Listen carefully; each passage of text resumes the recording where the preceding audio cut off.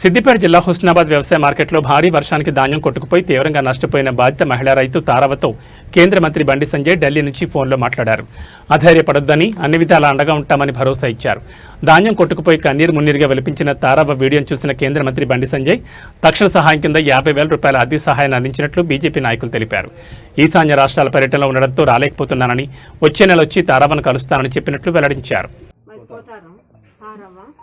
5 ఎకరాల కేడుకొల్లం 5 ఎకరాల వరి పెట్టినాం. 10 ట్రిప్పులు అయినాయి. ఎండ పోసినాం. ఇక రేపైతే అమ్ముడు పోవు. అంతటా షెడ్ కింద నేర్పుకున్నాం. కొద్దిగా దానికి కావలు ఉన్నాం. ఏం రాలేదు. ఈ రాత్రి వర్షానికి ఒక కిత్తు లేకుండా పోయి మోర్లు పడ్డాయి. ఆ మోర్లే కొన్ని తీసుకొని బయట పోసుకున్నాం. ఇక మా కాడ కనబడేటి మా వడ్లనే లేదు. మీకు నమస్కారం అండి. ఫోన్లో మాట్లాడింది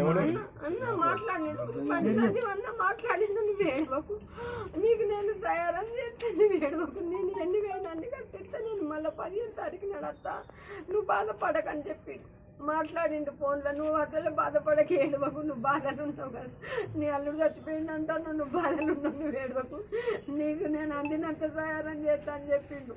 మాట్లాడిండు ఫోన్లో. నేను పంపిస్తా, నేను వస్తా మీ ఇంటికి అని చెప్పిండు. చెప్పుకుంటూ నేను నీకు నాకు అందినంత సాయం చేస్తాను అంతా చెప్పిండు. ఓకే అమ్మా.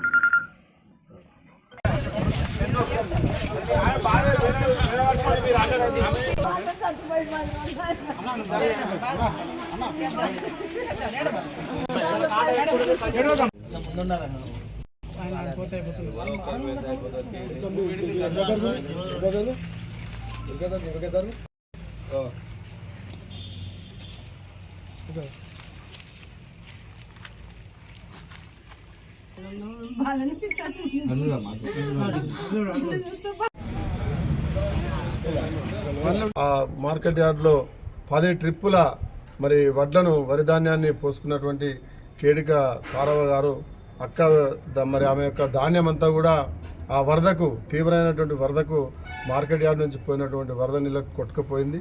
ఆమె కన్నీరు మున్నీరుగా మరి విలపించినటువంటి నేపథ్యం, ఆమె యొక్క ఆవేదన, ఆమె రోదనను విన్నటువంటి మన కేంద్ర హోంశాఖ సహాయ మంత్రి వర్యులు, మన కరీంనగర్ పార్లమెంట్ సభ్యులు గౌరవనీయులు బండి సంజయ్ కుమార్ గారు తారక్క యొక్క వీడియోను చూసి చెలించి తక్షణ సాయంగా వెంటనే మరి 50,000 నేను ఇస్తున్నా, పంపిస్తున్నా, మీరు వెళ్ళి వారికి ఇవ్వండి, మళ్ళీ కూడా నేను వస్తా.